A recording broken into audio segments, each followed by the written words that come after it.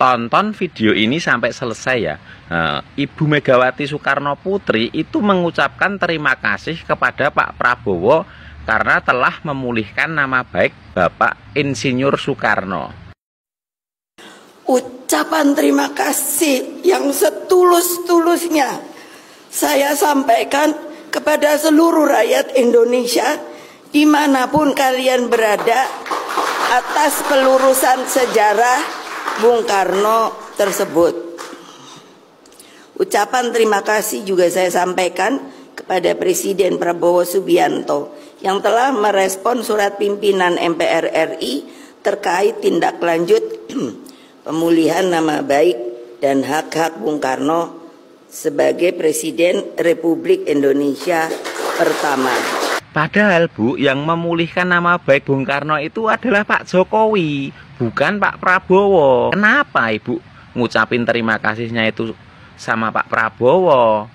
Kalau ndak percaya, no buktinya. Pada kesempatan ini juga kami akan menegaskan tentang sejarah kepahlawanan Bung Karno yang perlu penegasan, terutama terkait dengan ketetapan MPRS nomor 33/MPRS/1967 tentang pencabutan kekuasaan pemerintahan negara dari Presiden Soekarno. Tahun 1986, pemerintah telah menganugerahkan pahlawan proklamator kepada Insinyur Soekarno. Dan di tahun 2012, pemerintah juga telah menganugerahkan gelar pahlawan nasional kepada almarhum Insinyur Soekarno. Artinya, Insinyur Soekarno telah dinyatakan memenuhi syarat setia dan tidak mengkhianati bangsa dan negara, yang merupakan syarat penganugerahan gelar kepahlawanan. Kenapa dulu waktu Bu Megawati ini menjabat sebagai presiden, kenapa Ibu Mega itu tidak memulihkan nama baik Bung Karno? Padahal Bu Mega ini kan anak kandungnya Pak Karno. Nah, bedanya kalau Bung Karno itu adalah Bapak Proklamator Indonesia, sedangkan anaknya malah menjadi Ibu Provokator Indonesia. Nah, Pak Jokowi aja saat menjabat sebagai presiden, dia bisa memulihkan nama baik Bung Karno. Sedangkan dulu Bu Megawati ini yang anak kandung dari Pak Karno sendiri, kenapa nggak beliau sendiri yang memulihkan nama baik bapaknya? Malah ibu ini waktu jadi presiden malah jualan. Contohnya jual Indosat, jual pulau-pulau gitu ya. Untungnya Bu Megawati ini menjadi presiden itu cuma 1 periode, dan itu pun cuma 3 tahun. Bayangin deh, kalau misalnya Bu Megawati ini menjadi presiden selama 2 periode, kemungkinan besar pulau-pulau di Indonesia ini udah pada hilang. Dan mungkin kalau waktu itu sudah ada TikTok, pasti Bu Megawati ini ngejual aset negara itu melalui online di TikTok. Dan pasti udah bikin keranjang kuning tuh untuk pembeliannya. Delogok. Bolong. Iki lho, ketok iki enek sing ra trimo nek diganti. Katanya minta saya ketum lagi, tapi anak buahku nek ngene kabeh moh. Wah, terus ada yang kepengen. Wah, gile.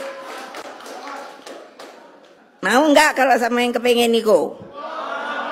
Ayo. Gitu aja ada yang di sono nggak ngomong, berarti dia mau. Lagi. Yen sewu Bu Mega nggih, urun rembug. Ngeten Bu, partai politik itu kan milik publik ya Bu nggih. Jadi saya ini selaku warga negara urun rembug nanggapi napa yang Ibu sampaikan di forum hari ulang tahun partene panjenengan. Ngeten Bu, salah satu fungsi partai politik ini mboten keliru kan rekrutmen anggota, sosialisasikan kepentingan politik dan seterusnya, termasuk tujuan partai politik itu untuk mendapatkan kekuasaan dan seterusnya, ngoten nggih Bu nggih. Lah salah satu rekrutmen keanggotaan itu kan di sana kan ada ini Bu, pengkaderan nggih. Ada pengkaderan untuk menghasilkan pemimpin-pemimpin yang berkualitas di negeri ini. Nah, salah satunya akan melalui jalur partai politik, walaupun bukan satu-satunya jalur, ngoten nggih Bu nggih. Lah terus panjenengan ngendikan kalau aku di kon ketua umum ketua umum lagi. Tapi kalau anggotaku kayak gitu, wegah aku. Loh, Bu, amit nggih. Kalau ibu sendiri sebagai ketum aja ngendikan ngoten, berarti ibu itu kan menyadari bahwa kader-kader ibu berarti belum siap. Nah, kalau kader ibu belum siap, pertanyaan kula lho nggih Bu nggih. Ibu mimpin selama 25 tahun ini ngapain? Amit lho Bu nggih niki. Niki kula cerna ngendikan ibu niku ngono. Nah, padahal salah satu indikator pemimpin itu berhasil adalah bisa menyiapkan kader-kader terbaiknya untuk meneruskan estafet kepemimpinan ini. Itu kan sudah mutlak Bu dalam satu organisasi. Dan itu juga merupakan sunatullah karena kita semua ini kan akan dibatasi oleh ruang, oleh waktu dan oleh umur. Nah, terus yang kedua, ibu ngendikan, oh ada yang pengen toh. Lagi-lagi Bu, ini mohon maaf Bu ya. Ini lagi-lagi. Dalam satu organisasi, apalagi sekelas partai politik, itu harusnya kan memang justru malah dibangun. Dibangun korsa jiwa agar terjadi satu kompetisi internal untuk memaksimalkan potensi kepemimpinannya, potensi manajerialnya, potensi administratifnya, potensi pengelolaan konfliknya, potensi bagaimana komunikasi massanya gitu. Sehingga akan terlihat itulah kader yang terbaik gitu. Dan anggota harusnya justru malah diberi ruang yang seluas-luasnya untuk mengembangkan potensinya dan harus ditanamkan dalam jiwa setiap kader untuk punya keinginan memimpin, punya keinginan menjadi leader di dalam organisasi itu. Dalam hal ini adalah PDI Perjuangan. Mestinya kan ngoten Bu nggih. Coba Ibu penggalih. Ampun diweden-wedeni Bu. Aja diweden-wedeni, jangan ditakut-takuti. Keinginan aja kok dibatasi loh Bu. Coba Pak sampean flashback ke belakang Bu. Jenengan itu dirikan partai itu dulu apa no? Kan salah satunya keberanian untuk menghadang apa? Orde Baru kan? Itu kan harus dibangun satu jiwa keberanian. Lah terus ibu itu mau kapan? Apa nunggu Mbak Puan itu sampai tua? Nunggu Pak Prananda itu sampai tua? Ngoten. Nunggu ibu itu sampai buyuten. Amit lho nggih Bu nggih lepate nyuwun sewu no. Nunggu ibu itu sampai jompo. Lah Bu, Mbak Puan itu kalau nggak keliru itu kan seusia kula nggih.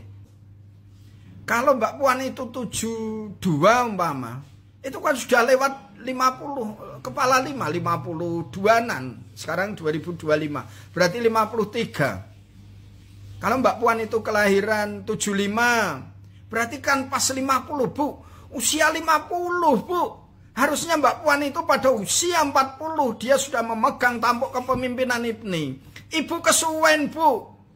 Ampun sampai nunggu buyutan Bu. Jompo. Eman partainya. Kalau saestu Bu, prihatin dengarkan statement Ibu itu. Eman Bu. Eman. Padahal kula niki orang luar lho Bu. Eman dengan kader-kader panjenengan yang potensial. Potensial Bu. Kula yakin. Sistem yang sudah terbangun ini nanti akan jadi rapuh, mereteli. Ibaratnya lho Bu, nyuwun sewu umpama mentok apa pitik itu wis pepes, sudah pepes cakare, sengkleh sewiwine. Lho Ibu biar bayangkan, manuk wae lah, manuk pepes cakare, terus sengkleh sewiwine. Nah, mreteli Bu nanti, eman Bu, nyun sewu kali ini kalau bener-bener prihatin dengan statement Ibu. Dan lebih prihatin lagi, itu kader-kader jenengan yang di depan itu banyak yang tepuk tangan. Kenapa nggak ada yang mau mengingatkan Bu Mega? Nyun sewu Bu, ngendikanin jenengan itu bukan sabdo pandito ratu, bukan. Ini terkait persepsi. Ingat, politik itu kan terkait persepsi, kepercayaan dari publik yang terbangun. Tapi kalau Ibu ngoten, aku kula prihatin Bu, amit lho nggih Bu nggih. Monggo kader-kader terbaik PDI Perjuangan untuk bisa melakukan langkah-langkah. Nyeman kalau nunggu Mbak Puan tuwa, Mbak Emet ya, Mbak Puan wis sepuh baru jadi ketua umum atau Mas Prananda atau siapapun kader terbaik dari PDI Perjuangan. Saatnya sakniki-niki pun titi wancine, wis wayahe aja nggege mangsa. Sudah saatnya yakinkan kepada Ibu Mega bahwa terjadinya perubahan itu tidak akan menghancurkan PDI Perjuangan. Saya orang yang sangat yakin itu. Saya sangat yakin. Kalau riak-riak di awal gak apa-apa. Gak apa-apa. Forum Kongres, forum tertinggi. Berilah wadah di organisasi itu menempatkan Ibu Mega sebagai pihak yang sangat terhormat. Yang kata-kata kalimat petuahnya nanti bisa diadopsi. Berilah ruang, ADART-nya dirubah. Tunjukkan bahwa pengkaderan PDI itu bisa jalan. Apalagi katanya kemarin itu punya sekolah kader dan seterusnya. Tunjukkan. Nah, biar saya sebagai warga kecil, sebagai anggota masyarakat itu menikmati perpolitikan ini juga seneng gitu loh. Menikmati, kita itu kan menikmati sebagai warga itu. Melihat, nyawang, menikmati gitu. Kalau indah dan demokrasinya berjalan dengan baik itu rasanya ya marem, seneng gitu. Ngaten nggih, mohon maaf boleh ya, tetap semangat. Oke.